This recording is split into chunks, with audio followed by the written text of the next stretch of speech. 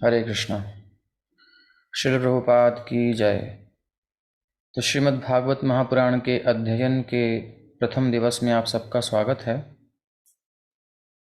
हम सब, जैसा कि हमने फॉर्म में आपसे पूछा था, तो आप सब ने अपने अपने मत दिए ही हैं। उसके अनुसार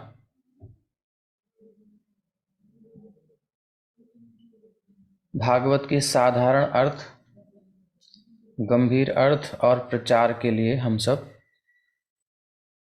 यहाँ पर आए हैं। तो प्रभुपाद जी का आश्रय लेकर के और समस्त आचार्य उन्हीं के तात्पर्यों के अंतर्गत आ जाते हैं। सारे आचार्यों के जो भाव हैं वो सब उन्हीं के तात्पर्यों के अंतर्गत आ जाते हैं। उसको मान करके हम श्री प्रभुपाद जी के ग्रंथ के आधार पर, यह भागवत के तात्पर्यों के आधार पर हम चलेंगे। सबके पास ये ग्रंथ उपलब्ध होना चाहिए। तो एक साधारण रूप में हम चलेंगे ताकि सब उसको ग्रहण कर पाएं। विशेष किसी का कुछ प्रश्न होगा तो विशेष भविष्य में देखेंगे कि क्या परिस्थिति है। इसमें कुछ प्रश्न उत्तर भी आपसे पूछे जाएंगे। और ये सर्टिफिकेट कोर्स नहीं है, क्योंकि पर्सनली हम ये करा रहे हैं। इस्कॉन भागवत महाविद्यालय के अंतर्गत जब कोई कोर्सेज होते हैं तब वहाँ ऐसा होता है। यहाँ पर टाइम की भी लिमिट हमने अपने हिसाब से रखी है, बट बढ़ाई भी जा सकती है, कम भी की जा सकती है, सब एडजस्ट हो सकता है हमारे अनुरूप। समय की बात थी, समय आप सब ने मोस्टली दोपहर का रखा है। उसमें भी कुछ लोग कह रहे हैं कि 1 बजे ठीक नहीं है, 2 बजे से रखिए, या कुछ कह रहे हैं सुबह हम जाते हैं ऑफिस तो वो अच्छा रहता है, उस समय ऑफिस से पहले कर लें, दोपहर में समय नहीं होता है। तो सबके अपने अपने मत हैं, तो सबको एक साथ लेकर चलना तो कठिन है। इसलिए रिकॉर्डिंग के लिए हमने ये जूम का प्लान ले लिया है। और फिर भी आप सबका मत क्या है अब, क्योंकि जो लाइव आएंगे, और जो इंटरेस्टेड हैं, जो पीछे भी सुनेंगे रिकॉर्डिंग को, उनका सबका कितने हैं, वो सब 100 से ज़्यादा जो हैं भक्तों ने फॉर्म भरे हैं, तो सब तो उपस्थित हो नहीं पाएंगे।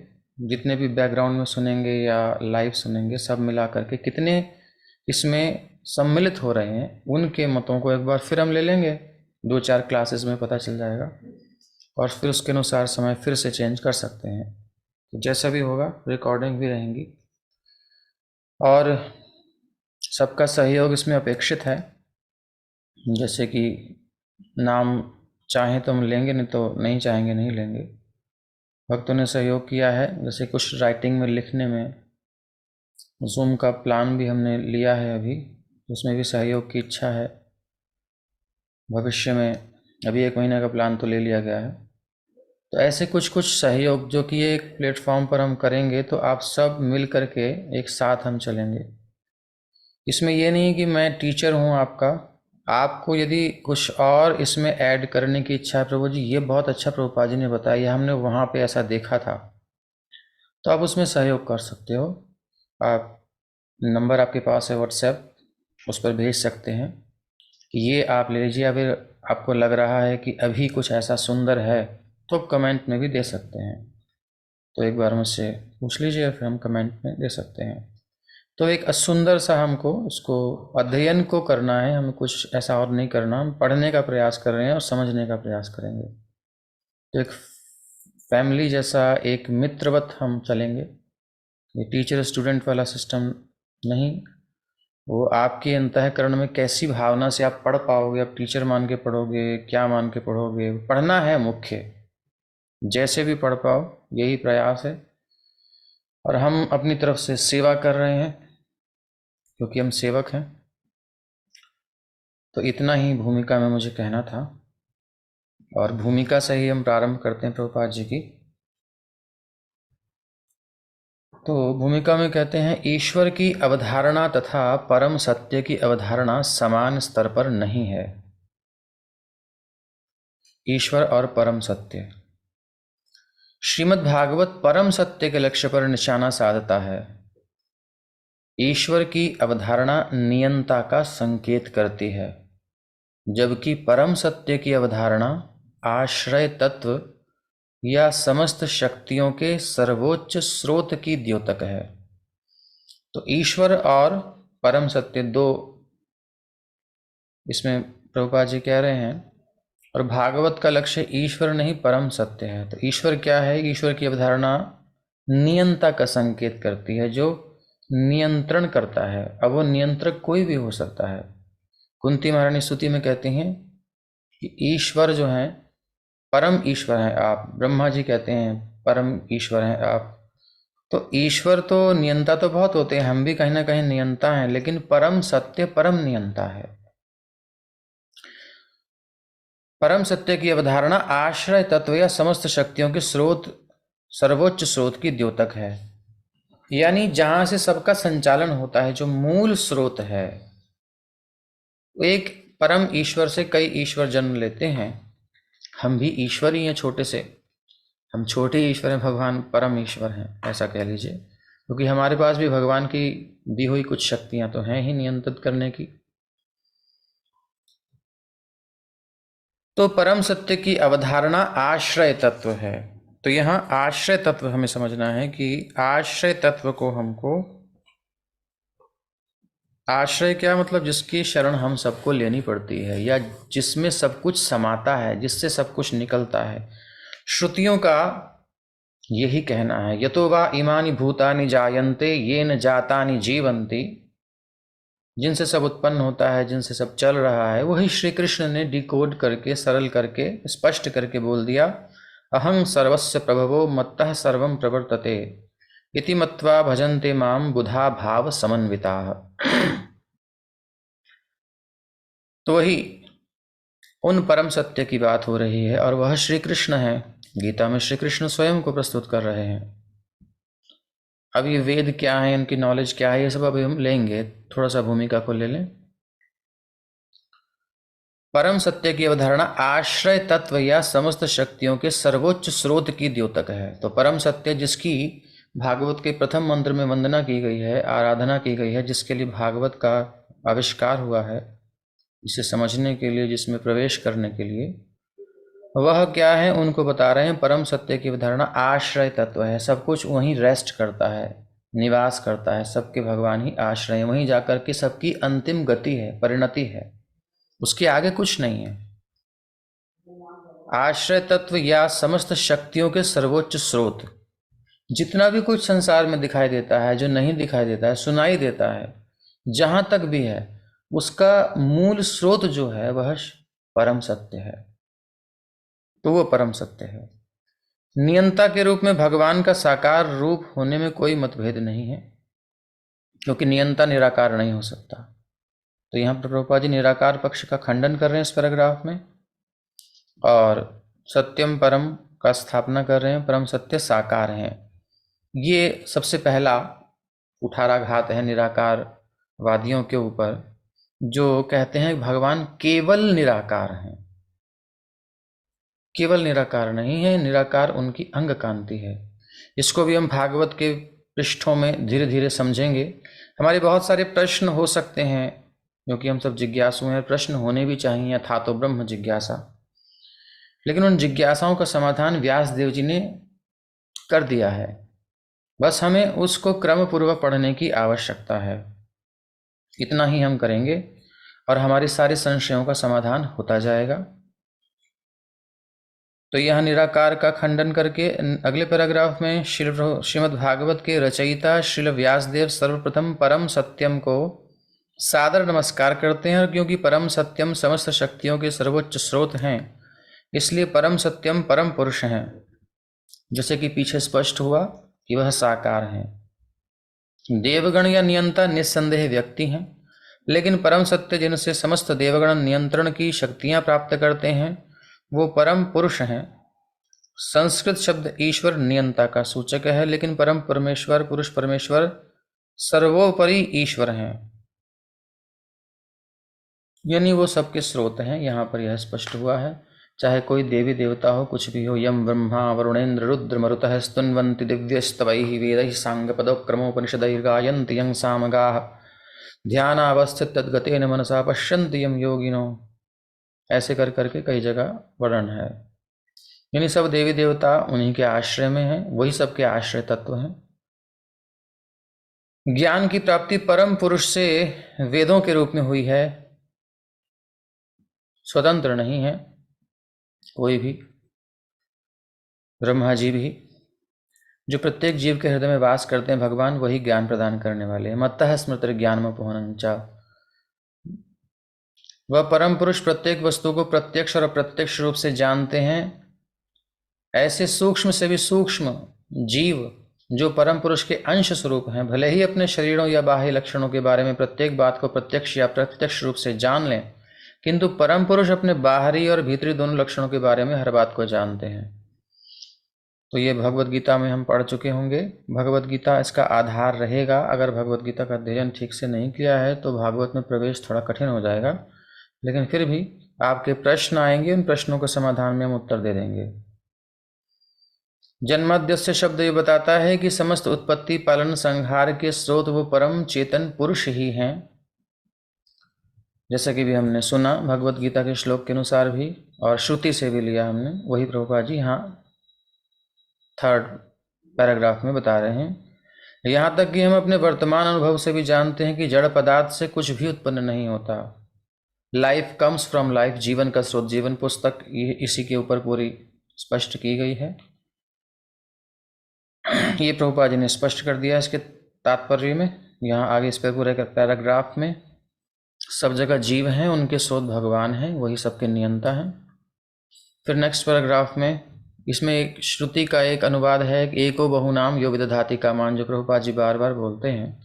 वो एक है और अन्यों की पालना करता है, सबकी इच्छाओं की पूर्ति करता है। वो एक ईश्वर है और वो कृष्ण है। आधुनिक युग में भगवान चैतन्य महाप्रभु ने व्यावहारिक निर्देशन द्वारा श्रीमद् भागवत का प्रचार किया। भगवान चैतन्य की अहेतु की कृपा के माध्यम से श्रीमद् भागवत की कथाओं में प्रवेश कर पाना सुगम है।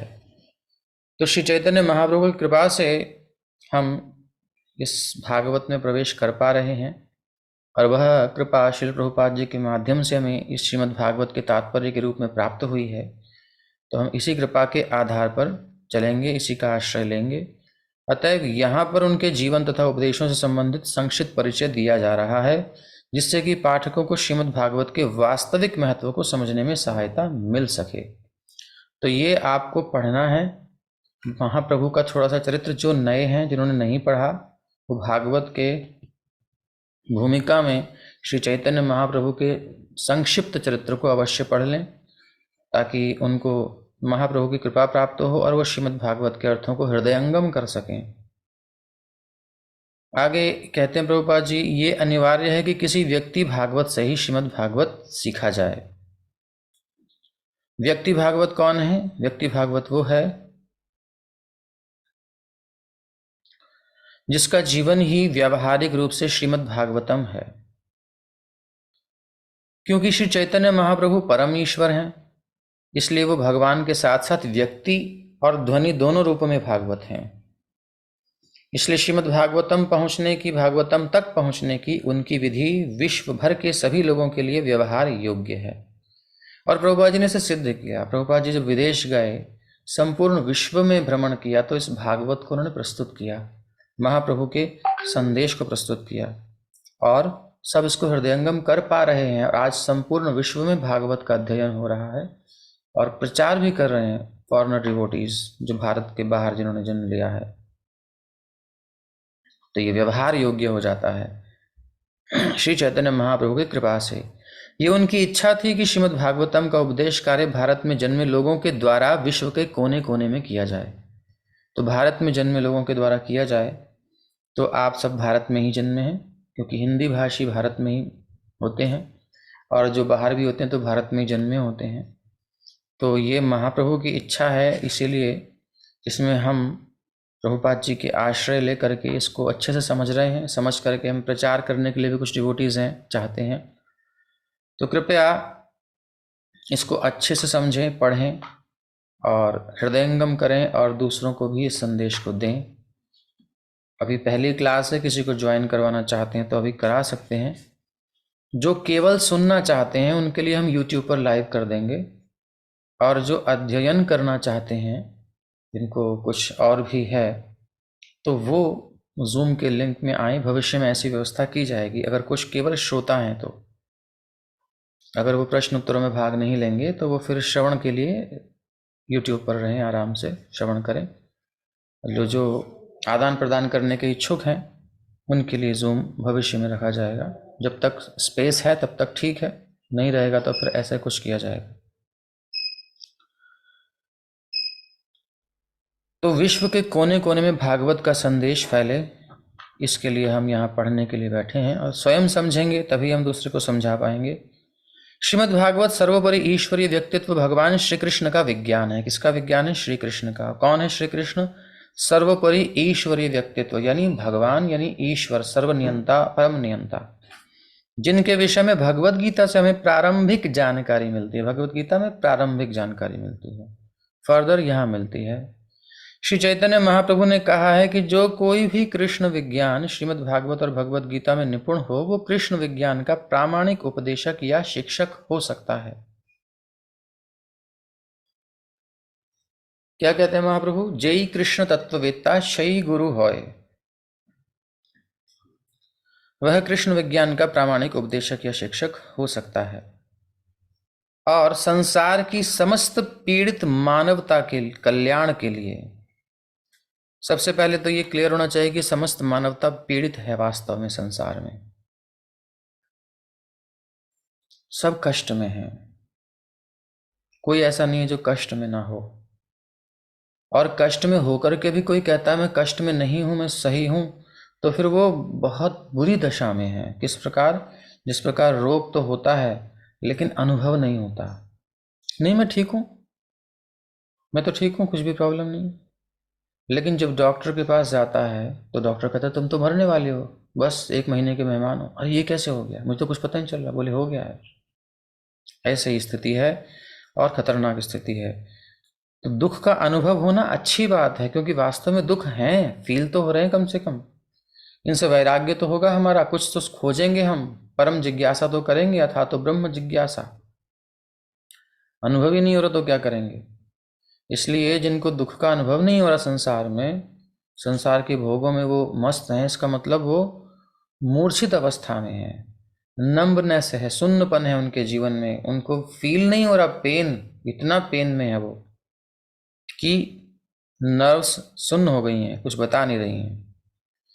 तो प्रभुपाद जी की करुणा दिखाई दे रही है इस अंतिम जो है भूमिका के महाप्रभु के परिचय से पूर्व, जो प्रभुपाद जी लिख रहे हैं। संसार की समस्त पीड़ित मानवता के कल्याण के लिए मानव समाज में कृष्ण विज्ञान की आवश्यकता है। सभी राष्ट्रों के शासकों से हमारा यही अनुरोध है कि वो अपने कल्याण के लिए, समाज के कल्याण के लिए और विश्व भर के लोगों के कल्याण के लिए इस कृष्ण विज्ञान को ग्रहण करें। ये एकमात्र विज्ञान पर्याप्त है श्रीमद् भागवत सबके कल्याण के लिए, इसको आप ग्रहण करिए। ये प्रभुपाद जी का आग्रह है समग्र विश्व से। तो समग्र विश्व में हम भी आते हैं तो हम इसे स्वीकार करें। तो अब हम भूमिका प्रभुपाद जी का आश्रय लेकर के और चलते हैं अब अपनी स्क्रीन की तरफ, जहां हम कुछ स्लाइड्स के माध्यम से समझने का प्रयास करेंगे। तो श्री प्रभुपाद यहाँ श्रीमद् भागवत का आश्रय हमें दे रहे हैं, तो हम उनकी स्तुति करें पहले। नमः ओं विष्णुपादाय कृष्णप्रेष्ठाय भूतले श्रीमते भक्तिवेदान्त स्वामिन् इति नामिने। नमस्ते सारस्वते देवे गौरवाणी प्रचारिणे निर्विशेषशून्यवादी पाश्चात्यदेशतारिणे। जय श्री कृष्ण चैतन्य प्रभु नित्यानंद श्री अद्वैत गदाधर श्रीवासादि गौर भक्तवृंद। हरे कृष्ण कृष्ण कृष्ण हरे हरे, हरे राम राम राम हरे हरे। पहली तारीख को हमने समस्त आचार्यों का, परंपरा का, गुरु परंपरा का आवाहन किया था। उनका आग्रह उनसे किया था कि हम पर कृपा करें ताकि हम भागवत में प्रवेश कर पाएँ। यद्यपि स्पष्ट है, प्रभुपाद जी ने दिया है, लेकिन फिर भी हम उसको समझ नहीं पाते। तो सब आचार्य सबे मिली करो दया, ताकि हम इसमें प्रवेश कर पाएँ और भगवत प्रसन्नता, वैष्णव की प्रसन्नता, प्रभुपाद जी प्रसन्न हो, यही उद्देश्य है। तो ओम नमो भगवते वासुदेवाय। ओम नमो भगवते वासुदेवाय। ओम नमो भगवते वासुदेवाय।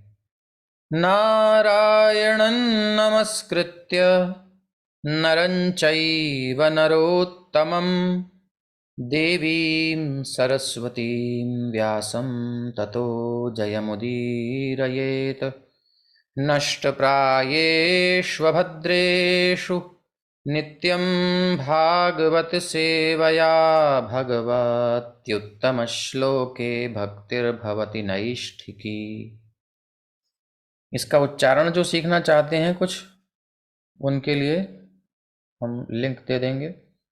और वैसे बोल दिया है तो अगर सुन करके करें तो अच्छा, क्योंकि कई इसमें मिस्टेक्स हो जाती हैं, जनरली इस्कॉन डिवोटीज या नहीं कर पाते, तो इससे सुविधा हो जाएगी।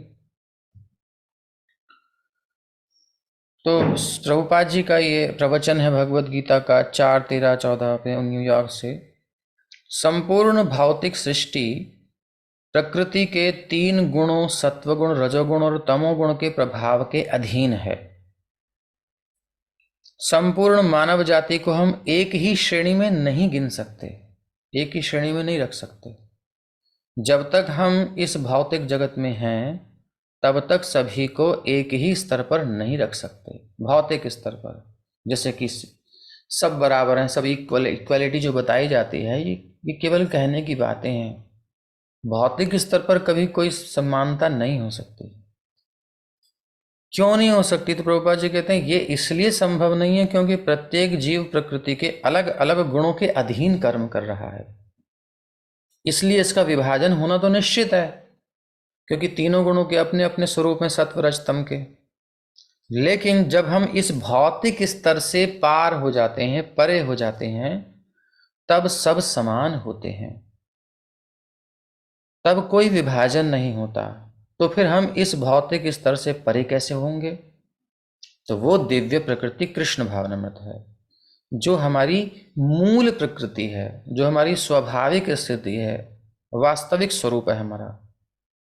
जैसे ही हम कृष्ण भावनामृत में पूरी तरह लीन हो जाते हैं तो हम प्रकृति के इन 3 गुणों से परे दिव्यता प्राप्त कर लेते हैं।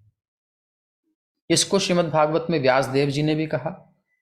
समाधि में भागवत का दर्शन किया, माया का दर्शन किया, भगवान का दर्शन किया, जीवों के बंधन को देखा। ये हम सब पढ़ेंगे, लेकिन एक ओवरव्यू। तब व्यास देव जी ने कहा भक्ति से ये हो सकता है जो 3 गुणों से जीव हो जाए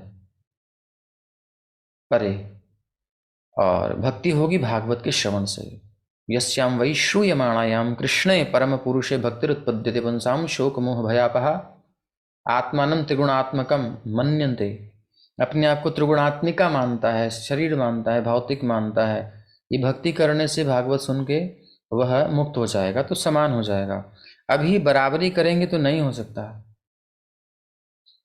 सब एक नहीं हो सकते।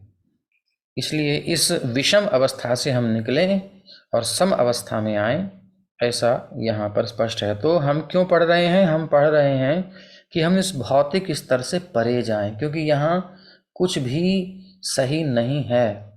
दुखालयम, हमेशा भेदभाव रहेगा, कुछ न कुछ समस्याएं रहेंगी यहाँ पर, कुछ भी एडजस्टमेंट कभी प्रॉपरली नहीं होने वाला। इसलिए कितना भी प्रयास कर लो, कुछ काल तक टिकेगा, फिर नष्ट हो जाएगा। अच्छे अच्छे राजा आए, भगवान के अवतार हुए, सभी ने व्यवस्थित किया ना। हर बार धर्म संस्थापना अर्थ है स्वयं भगवान संस्थापना करते हैं, लेकिन फिर अव्यवस्थित हो जाता है। ये स्वरूप है इस जगत का, इसलिए इस जगत से परे जाना ही होगा।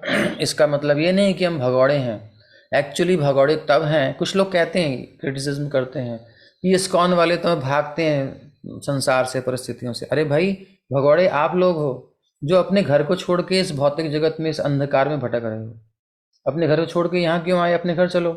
ओरिजिनल होम में जाना चाहिए या नकली किसी और के घर में जा जाके पड़े रहो, कभी यहाँ कभी वहाँ? तो भगौड़े वो हैं जो संसार में रहना चाहते हैं, हम तो अपने घर वापस जाना चाहते हैं। Back to home, back to Godhead. तो अब अध्याय 1-2 को हम बाद में लेंगे, यहां से हम स्टार्ट करते हैं कि वैदिक ज्ञान जो है क्यों स्वीकार करना चाहिए, कैसे प्राप्त करें और उद्देश्य क्या है इसका और इतिहास क्या है। गंभीरता से श्रवण करें, ध्यान दें। प्रश्न हो तो नोट करते रहें, प्रश्न करने का अवसर दिया जाएगा।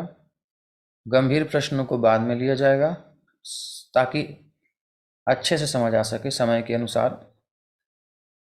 तो ये हमें बताया गया उद्देश्य क्या है और इतिहास क्या है वैदिक ज्ञान का। आइए, तो पहला है वैदिक ज्ञान क्यों स्वीकार करना चाहिए, हमें क्या जरूरत पड़ी है वैदिक ज्ञान की। भागवतम तक पहुंचने के लिए हमें वेदों से शुरू करना होगा, क्योंकि निगम कल्पतरोर गलितम फलम, जब तक पौधा पेड़ नहीं होगा तो फल की क्या बात चलाई जाए। तो पहले पेड़ को समझें, बीज को समझें। ये वैदिक ज्ञान क्या है, क्यों स्वीकार करें।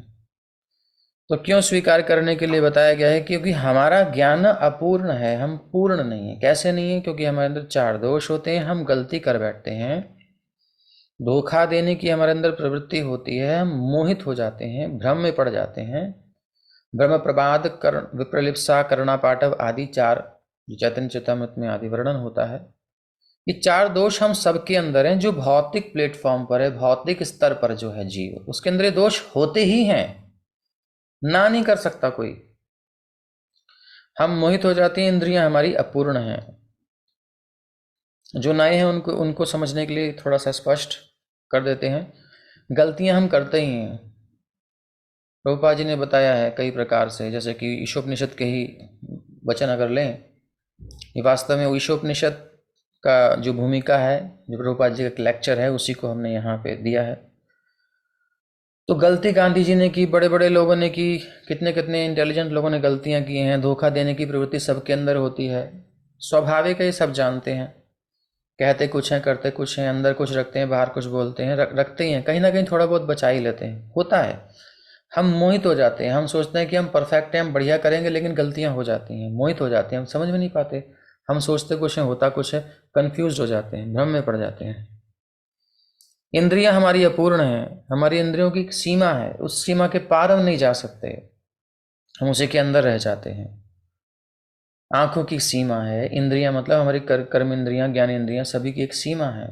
हमारी शक्ति की सीमा है, हम असीम नहीं है, असीम तो भगवान है, हम ससीम हैं। इंद्रियां अपूर्ण है, पूर्ण नहीं है। ये पूर्णता कब प्राप्त होती है? जब कृष्ण से जुड़ जाते हैं हम। पूर्ण से जुड़ करके हम पूर्ण हो जाते हैं, क्योंकि तब हम अकेले नहीं होते, हम उनके साथ होते हैं और समग्र की पावर हमारे पास होती है, क्योंकि हम सहयोग करते हैं भगवान के साथ। तो अपूर्ण इंद्रियां, क्लियर, ये हमारे पास हैं चीज़ें, इसलिए।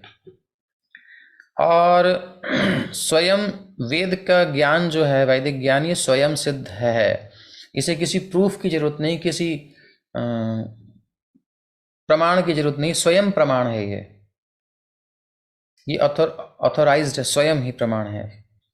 और ये भगवान श्री कृष्ण से उत्पन्न होता है, इसलिए हमको ये ज्ञान लेना चाहिए। मानव मस्तिष्क से नहीं आ रहा, जिस मस्तिष्क में ये सारी गड़बड़ होती हैं वहाँ से ज्ञान नहीं आ रहा है, ये आ रहा है भगवान श्री कृष्ण से, जो परम ब्रह्म है, परम सत्य हैं, ब्रह्म प्रमाद विप्रलिप्सा करुणा पाटव से परे हैं, जो इन दोषों से, दुर्गुणों से परे हैं, जो पूर्ण रूप से प्रकाशित हैं, जो ज्ञान स्वरूप हैं, सच्चिदानंद रूपाय, उनसे हम ये ज्ञान ले रहे हैं। एज इट इज़ लेने में ही लाभ है, इसमें कुछ मिलाने की आवश्यकता नहीं है। तो ये इसलिए लेना चाहिए हमें ज्ञान वैदिक, क्योंकि हमारे पास वो सब नहीं है, और शब्द प्रमाण कहलाता है ये वैदिक ज्ञान, इसको हमें लेना चाहिए। हमारी माता के समान है ये ज्ञान, हमारी मैया जैसे हमारा कभी अहित नहीं चाहती, जो सच्ची माँ होती है, तो वो कभी अहित नहीं चाहती बालक का, इसलिए इसी प्रकार शास्त्र हमारा वैदिक ज्ञान कभी अहित नहीं करेगा। वैदिक ज्ञान किसी एक व्यक्ति के लिए नहीं है, मात्र हिंदुओं के लिए है कोई, ये तो वैदिक जो है हिंदू के लिए नहीं, सबके लिए है। इसका अधिकारी सब नहीं है, वो बात अलग है। अधिकारी सब नहीं है। इसीलिए व्यासदेव जी ने वेद के विभाग किए, वेद में पुराण लिखे, उपनिषद लिखे और महाभारत आदि स्त्री शूद्र द्विज बंधु नाम त्रयीना श्रुति गोचरा लेकर के। अधिकारी का मतलब क्या है? मतलब तुम इसको छू नहीं सकते, नहीं, मतलब तुम इसके अधिकारी नहीं हो, तुम्हारी योग्यता नहीं है तुम उसे पकड़ सको। योग्यता नहीं का मतलब ये और क्लियर करने के लिए, अधिकार उसमें योग्यता, उसे समझने की क्षमता नहीं है, दम नहीं है इतना उसे समझने का। 100 किलो का वजन नहीं उठा सकते हम तो क्या करेंगे? हम अगर गन्ना छील करके उसे चूस करके रस नहीं ले सकते तो क्या करें? हमारी सामर्थ्य नहीं, दांत कमजोर हैं। तो अधिकारी का अभिप्राय ये है, योग्यता नहीं है हमारे अंदर, क्षमता नहीं है उतनी। स्त्री शूद्र द्विज बंधु नाम त्रयी ना श्रुति गोचरा। जनरली ऐसा होता है, रेयर केसेस में ऐसा होता है कि ये समझ लेते हैं, अधिकारी बन जाते हैं, योग्यता आ जाती है, किसी की होती है, बट जनरली ऐसा होता है, साधारण होता है, ऐसा नहीं समझ पाते, रुचि नहीं होती। क्यों नहीं होती?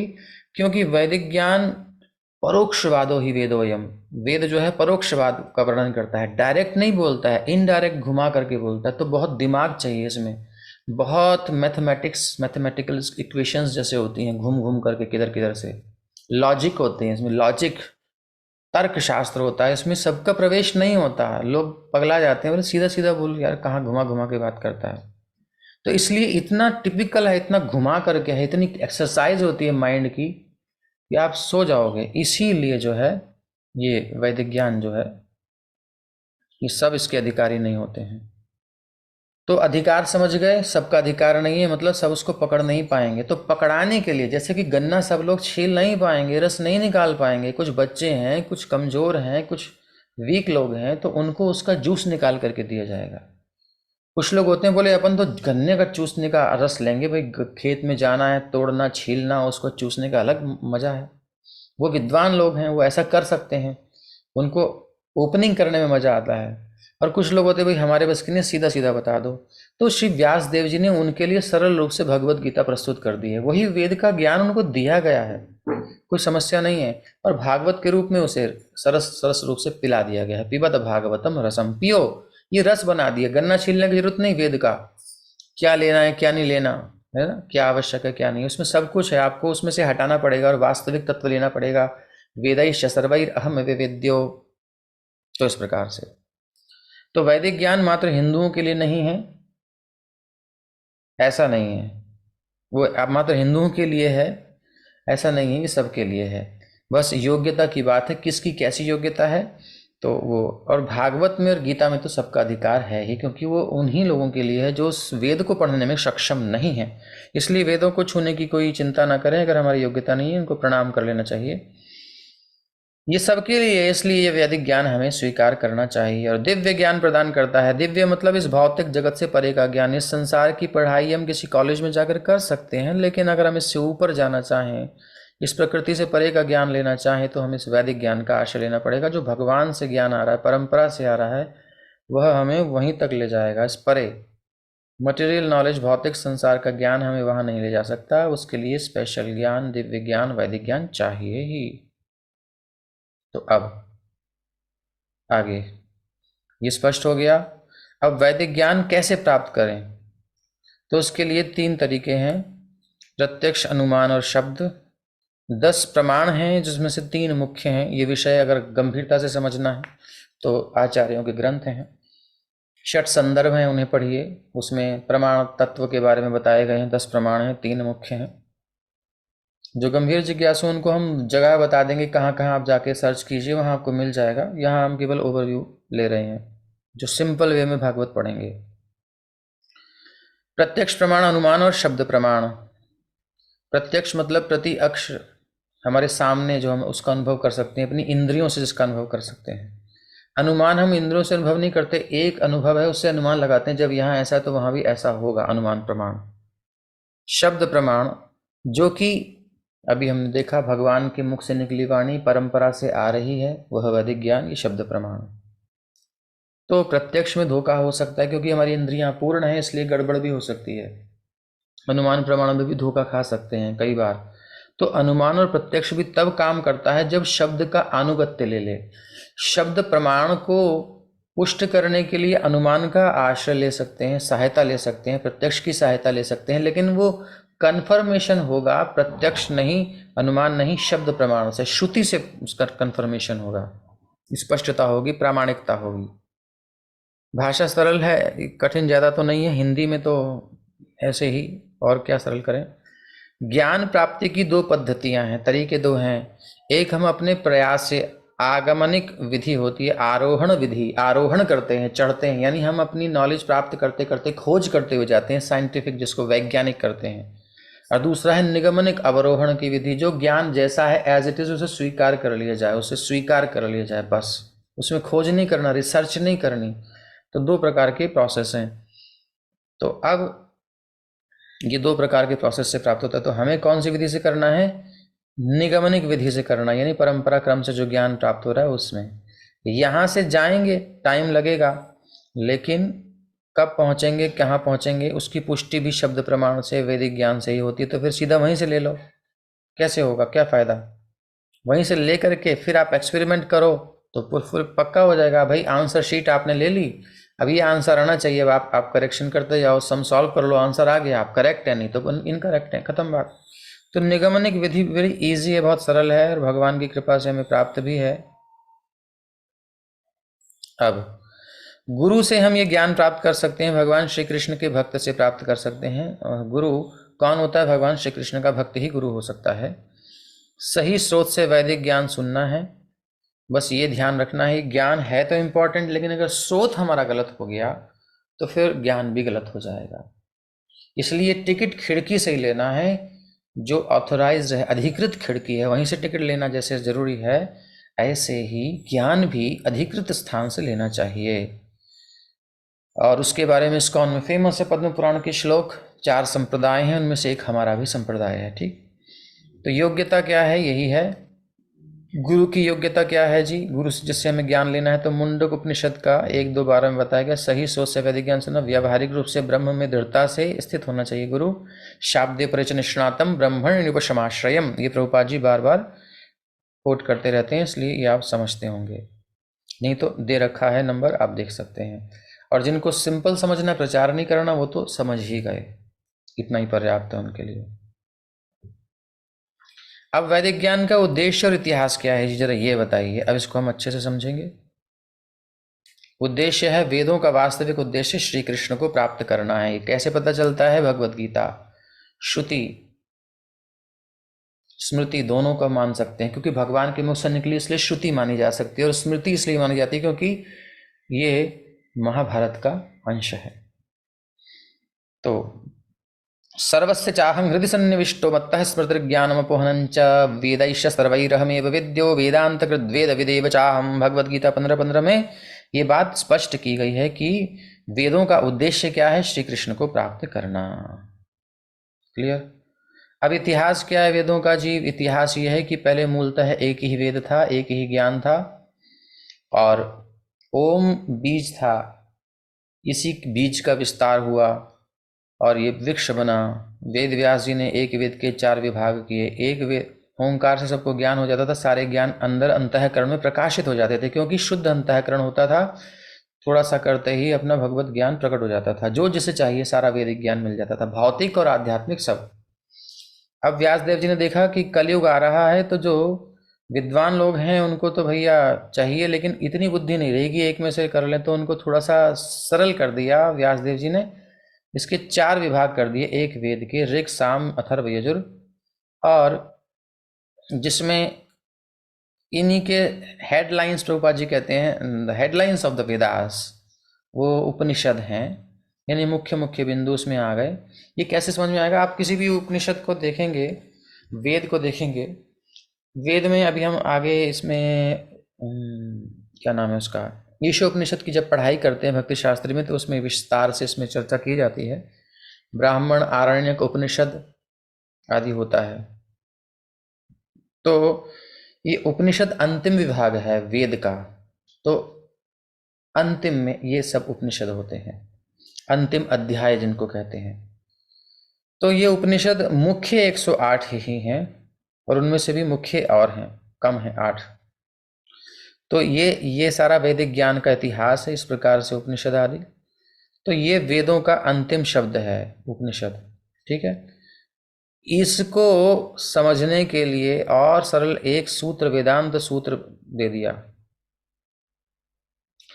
अभी कम बुद्धि वालों के लिए तो हो गया, विद्वानों के लिए ये रो चल रही विद्वानों के लिए, वेद के 4 विभाग, उपनिषद आदि, ठीक। और फिर वेदांत सूत्र, वेदों का अंतिम शब्द वेदांत लिखा। इधर कम बुद्धि वाले जो हैं, जो अधिकारी नहीं है वेदों के, उनके लिए भी रस तो मिलना चाहिए, तो उनके लिए गन्ने का रस निकाल के दे दिया। कम बुद्धि वालों के लिए 17 पुराण बना दिए, कथा कहानियां डाल डाल कर इसमें फिलॉसफी बीच में दे दी कि भैया इसको समझ लो। और महाभारत आदि इतिहास दे दिए। इतिहास में रुचि होती है कि भाई वहाँ क्या हुआ, ऐसे क्या हुआ, उसने ऐसा किया, किस किस की कथाएं, अजीब अजीब कथाएं सुनने को मिलती हैं, ऐसी हिस्ट्री है, वो इतिहास है, प्लस साथ में ज्ञान भी है। तो इस प्रकार से मीठी मीठी दवाई दी गई है, गोलियों में होम्योपैथी की, उसमें दवाई ड्रॉप डाल करके दे दी गई है, चूसते रहो, इलाज भी हो जाएगा, मीठा मीठा भी लगेगा, ऐसे कुछ बनाया व्यासदेव जी ने। अब कोई अगर कहे कि इतना सब पढ़ने का समय नहीं है, ये महाभारत कौन भैया, और कहाँ 17 पुराण, कहाँ वेदों में, और कहाँ दिमाग घूम जाएगा, फिर एक्चुअली कुछ तो होना चाहिए। तो ये इधर से घूम के आओ वेद का इतिहास तो भी यहाँ, इधर से घूम के आओ वेद का इतिहास तो भी यहाँ। भाष्य वेदांत सूत्र अंतिम कृति है। वेदांत सूत्र का स्वाभाविक भाष्य क्या है? स्वाभाविक भाष्य है श्रीमद् भागवत। अब वो इसको समझ लेते हैं। उद्देश्य और इतिहास को एक साथ ले लीजिए। उद्देश्य वेदों का वास्तविक ये हमने समझा पीछे, इतिहास ये रहा, मूलतः एक वेद, 4 वेद, उपनिषद, वेदों का अंतिम शब्द, स्वाभाविक भाष्य। महाभारत पुराण की हमने यहाँ पे सेकंड स्टेज में बना दिया, इधर से लो इधर से लो, और वो है श्रीमद् भागवत। वो शायद स्लाइड में लिखना मैं भूल गया, यहाँ पर आएगा श्रीमद् भागवत, बनाने में कभी हो जाता है, ठीक है। यहाँ जो हमने पीछे देखा, आप जहाँ यहाँ पर भागवत लिखना था, श्रीमद् भागवत महापुराण, तो सबका सार श्रीमद् भागवत आ गया आपको। अंतिम में वेदांत सूत्र का रचयन किया गया, उसका स्वाभाविक भाष्य है श्रीमद् भागवत। तो वेद का सार हो गया भागवत, पुराणों का भी, महाभारत का भी सार है श्रीमद् भागवत। यहाँ हमने ये समझाना था, आप समझ गए। और यहाँ भी वेदों का अंतिम शब्द वेदांत सूत्र लिखा जाएगा, और उसका स्वाभाविक भाष्य है श्रीमद् भागवत। क्लियर? अब इसको कैसे समझें? भागवत में स्वयं बताया गया है, सर्व वेदांत सारम ही श्रीमद् भागवतम इष्यते। श्रीमद् भागवत को समस्त वैदिक दर्शन का सार कहा गया है, जैसा कि हमने देखा प्रैक्टिकली एक एक लिस्ट इतिहास में। जिसे इसके अमृतमय रस से तुष्टि हुई है, वो कभी अन्य किसी ग्रंथ के प्रति आकृष्ट नहीं होगा। एक बार इसे समझ गया तो फिर कभी नहीं देखेगा कहीं। राजन्ते, अन्य सारे पुराण तब तक संत भक्तों की सभा में चमकते हैं जब तक अमृत के महासागर श्रीमद् भागवत को सुना नहीं जाता, तभी तक सबकी महत्ता है। एक बार समझ लिया किसने तो हो गया। तो हमें क्या देखना है? आराध्य भगवान व्रजेश तनयः तद्धाम वृंदावनम रम्या काचिदुपासना व्रजवधूवर्गेण या कल्पिता श्रीमद्भागवत प्रमाणममलं प्रेमापुमरथो महान् श्रीचैतन्य महाप्रभोर्मतमिदं तत्रादरो नः परः। तो आराध्य चैतन्य मत मंजूषा शिल विश्वनाथ चक्रवर्ती ठाकुर जी कृत ग्रंथ से ये लिया गया है। सारे गौड़ीय वैष्णव फिलोसफी का सार इसमें आ गया। हमें आराधना किसकी करनी है? आराधना करनी है भगवान की। भगवान कौन से भगवान? नारायण, विष्णु, कृष्ण, गोपाल, गोविंद, राम, कई सारे स्वरूप है भगवान के। तो हमारे गौड़ीय वैष्णव जो हैं उनकी बात हो रही है। भगवान के कई अवतार हैं, कई स्वरूप हैं, लेकिन हमें किसकी आराधना करनी है? ब्रजेश तनया। ये किसका मत है? श्री चैतन्य महाप्रभुर मतम इदम, इदम मतम श्री चैतन्य महाप्रभुर मतम। ये जो मत है ये चैतन्य महाप्रभु का मत है, स्वयं कृष्ण का मत है। जो स्वयं राम बन के आए थे, जो स्वयं कृष्ण बन के आए थे, वही है, कोई और नहीं है। वो खुद बता रहे हैं। अर्थात वो हमें अपना रस स्वरूप देना चाहते हैं, पूर्ण रसात्मक स्वरूप। तो महाप्रभु और मतम इदम, महाप्रभु का ये मत है। क्या मत है? कि आराध्य अगर कोई है, उपासनीय तत्व कोई है, तो भगवान ब्रजेश तनय, भगवान ब्रजेश, ब्रज के ईश कौन है? राजा कौन है? नंद बाबा।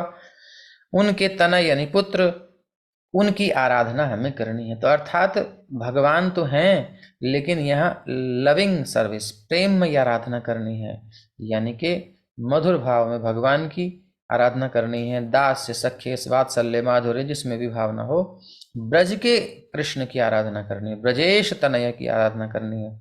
यह प्रेम की बात आ रही है, तो प्रेमापमर्थम महान, इसलिए ये प्रेम ही सबसे बड़ी चीज़ है जिसको प्राप्त करना है। तो भाई भगवान रहते कहाँ हैं?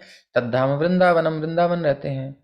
अच्छा, उपासना की विधि क्या जरा बताइए? तो रम्या काचिद उपासना ब्रजवधु वर्गेण या कल्पिता, ब्रजवधूटियों ने, ब्रज गोपियों ने जो आराधना की भगवान की, सर्वस्व त्याग करके केवल कृष्ण के लिए जीना जिन्होंने किया, जिनका प्रत्येक श्वास कृष्ण की प्रीति के लिए होता है, जिनका जीना मरना, चलना उठना बैठना, श्रृंगार करना, हंसना रोना सब कृष्ण की प्रसन्नता के लिए, उनके सुख के लिए होता है, जिनकी हर श्वास प्रश्वास श्री कृष्ण के लिए चलती है। श्री कृष्ण चले गए लेकिन जी रही हैं, क्योंकि कृष्ण ने आने के लिए कहा था, आएंगे तो देखेंगे दुखी हैं, इसलिए श्रृंगार करती हैं, श्रवण के रहती हैं, ताकि उनको कष्ट ना हो। मर गई तो फिर उनको कैसा लगेगा, उन्हें कष्ट ना हो, हमें जलने दो। ऐसा प्रेम हमें करना है। ये कहाँ बात बताई गई है? ऐसे ही बोल रहे हैं हवा में क्या? नहीं नहीं जी, हम प्रामाणिक बात करते हैं। श्रीमद्भागवत प्रमाणम अमलम, श्रीमद् भागवत इसका प्रमाण है। कैसा प्रमाण है? अमलम, इसमें कोई मल नहीं है। इसका मतलब अन्यत्र मल है? बोले हाँ, मल का मतलब अन्यत्र और भी चर्चा की गई है, ये सब भागवत के दूसरे श्लोक में हम समझेंगे। अन्यत्र क्या मल है? धर्म अर्थ काम मोक्ष। तो ये चार मोक्षाभिसंधि रहिता, मोक्ष से भी परे की कोई बात है तो वो भागवत में बताई गई है। प्रेमा पुमर्थो महान, वो क्या है जी? प्रेम भगवान के प्रति। ये अर्थ चार पुरुषार्थ है ना, तो पुम यानी पुरुषार्थ, पुम अर्थो, पुम पुंस मनुष्यों का अर्थ पुरुषार्थ। तो पंचम पुरुषार्थ जो है, महान पुरुषार्थ जो है प्रेम है, उसकी चर्चा श्रीमद् भागवत में है।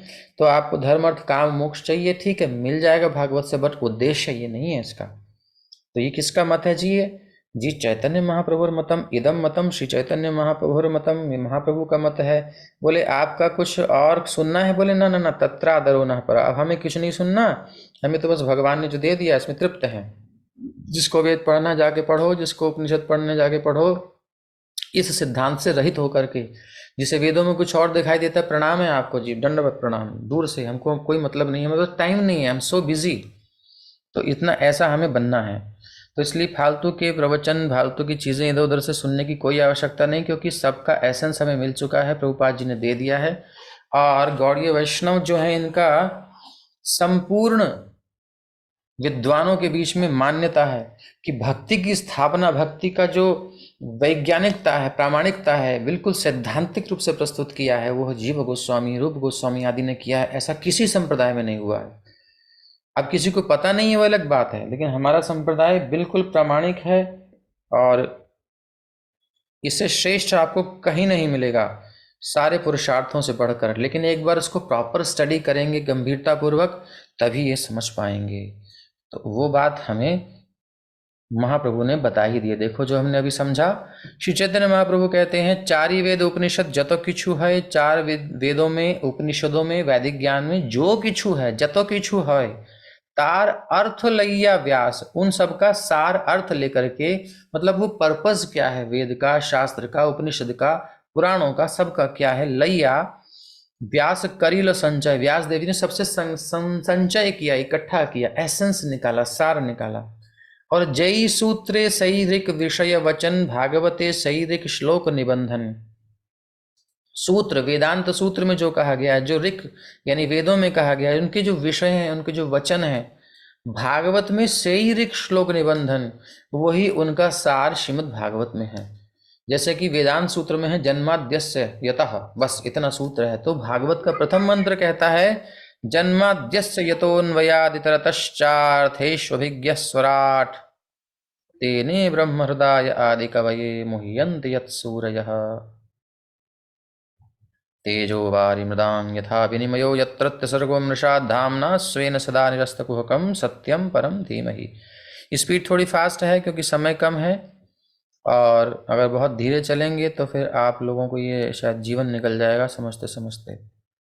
मेहनत आप सबको करनी है, परिश्रम आपको करना है, हम केवल आपको पकड़ा रहे हैं, पकड़ के चलना है आप सबको। तो इस प्रकार से ये है।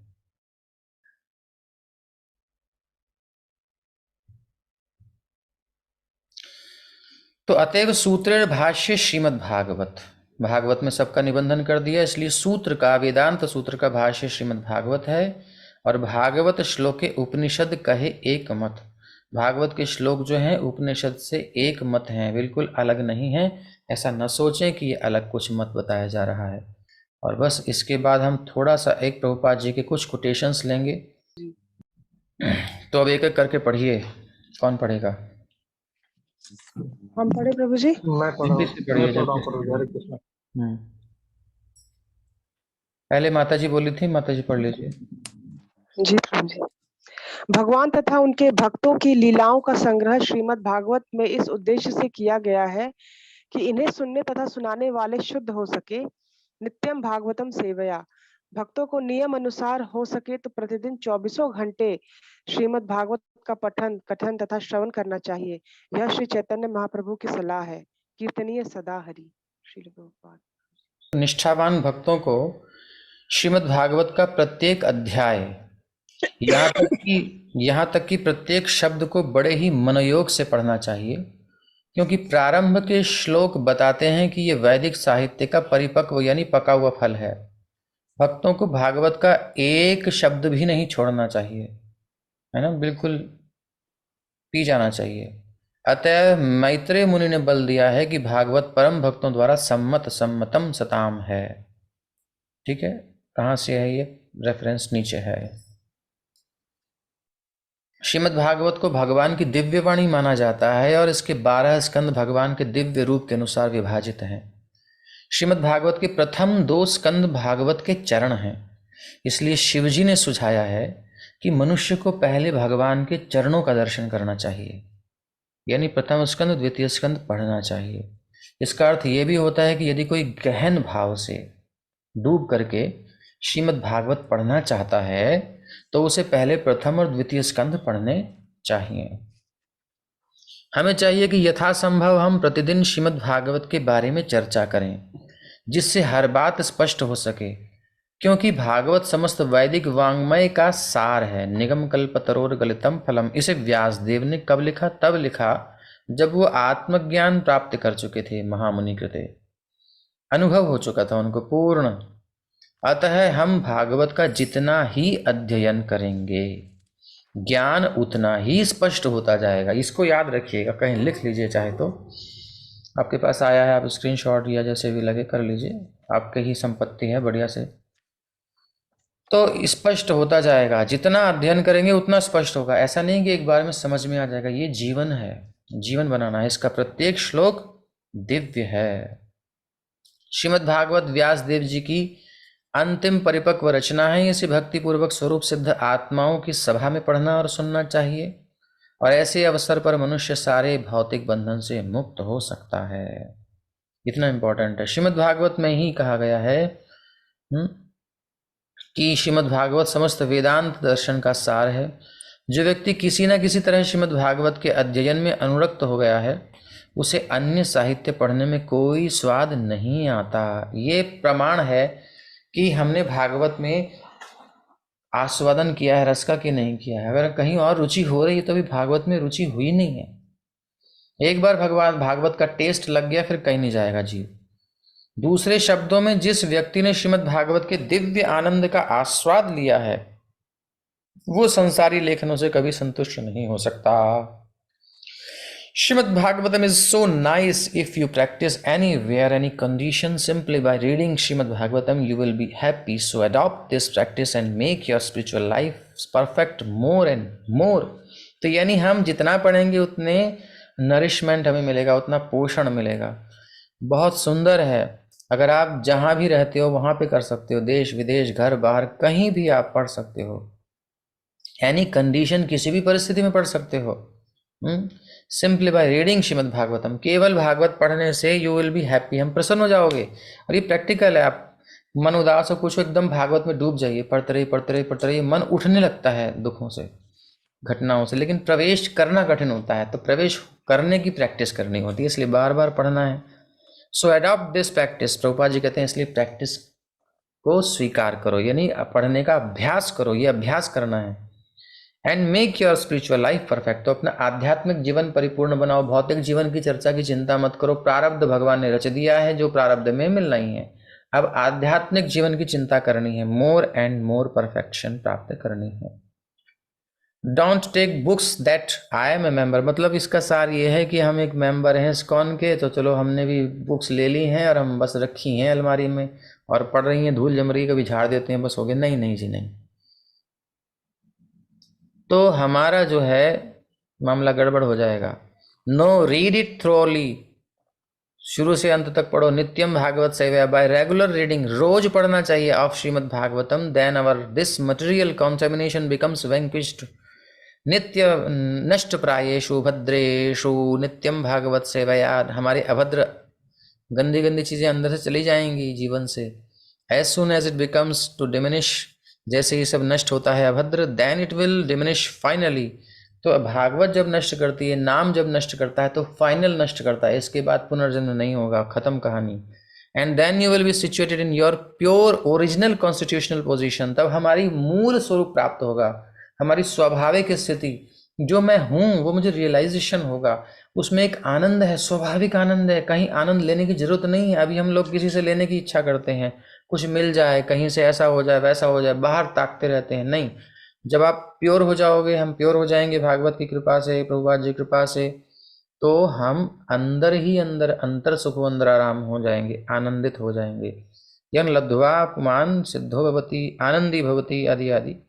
एवं प्रश्न प्रसन्न मनसो, जब हम प्रसन्न हो जाएंगे ऐसे भगवान की भागवत पढ़ते पढ़ते, तो ये स्थिति हो जाएगी, फिर तो कुछ बचा ही नहीं कहने को। If one simply reads Shrimad Bhagavatam he gains the top most education. अब जो बच्चों को पढ़ाना चाहते हैं वो दुनिया भर की किताबें पढ़ा पढ़ा करके बच्चे बदमाशी करते हैं, गंदे गंदे काम करते हैं, लेकिन अगर भागवत की पढ़ाई करा दी प्रॉपर, इसलिए इस्कॉन भागवत महाविद्यालय प्रभुपाद जी की इच्छा के अनुसार बनाया गया है, वहाँ स्टडी होती है, बहुत डीपली अच्छे से स्टडियाँ होती हैं, बहुत सारे टीचर्स हैं। तो श्रीमद् भागवतम ही gains the top most education, अगर एजुकेशन चाहिए तो सर्वश्रेष्ठ विद्या हमें मिलेगी भागवत से। For if one studies Shrimad Bhagavatam, तो विद्या के लिए अगर कोई भागवत ही पढ़ता है, he will be well versed in every subject matter, तो दुनिया के किसी भी मैटर में उसे डाल दो, परफेक्ट है। ऐसी स्थिति है भागवत की। Bhagavat is the only guide, यही हमारा निर्देशक है। Read Bhagavat repeatedly whole life, बार बार पढ़ते रहो पढ़ते रहो, एक बार पढ़ो फिर दूसरी बार पढ़ो, दूसरी बार पढ़ो, तीसरी बार पढ़ो, नया रस आएगा उसमें। आम को हम लेते हैं, चूसते हैं, फिर दोबारा चूसते हैं, ऐसे करते करते ना, मतलब 3-4 बार में जो समझ में आता है उसके बाद नहीं आता। बट ये भागवत का आम कैसा है बोले से, बार बार चूसो, नया रस आता है, रैलिश करो, स्वाद लो, सेफ ऑलवेज, उसकी जीवन सुरक्षित हो जाएगा हमेशा के लिए। Always whenever there is time read read read, Prabhupada ji कह रहे हैं पढ़ो पढ़ो पढ़ो, जब जब समय मिले पढ़ो। प्रभुपाद जी ने कहा रीड रीड रीड, तो हम 3 बार तो रीड करेंगे, शुक्रवार शनिवार रविवार, बाकी के 4 दिन आप read read read read, Prabhupada ji की बात को याद करके पढ़िएगा। इसी के साथ सत्र का विश्राम। श्रीमद् भागवत का जय, श्रीमद् भागवत महापुराण की जय, श्री प्रभुपाद की जय। प्रभु जी की जय। तो राधे राधे। शिक्षा के लिए जो जानकारी है और कोई भी अपडेट है वो आपको ईमेल के द्वारा सेंड की जाती है। जो आपने फॉर्म भरा था उसमें जो ईमेल है, उस ईमेल पर आपको जो भी जानकारी भेजी जाती है, तो कृपया ईमेल चेक कर लिया करें। तो अभी किसी का कोई प्रश्न नहीं है, क्योंकि प्रश्न किसी ने लिखा नहीं, तो इस मीटिंग को हम यहीं एंड करते हैं और इसको आपको पहुंचा दिया जाएगा लिंक ग्रुप में और मेल में। धन्यवाद, कल मिलते हैं। हरे कृष्ण। कृष्ण। हरे कृष्ण।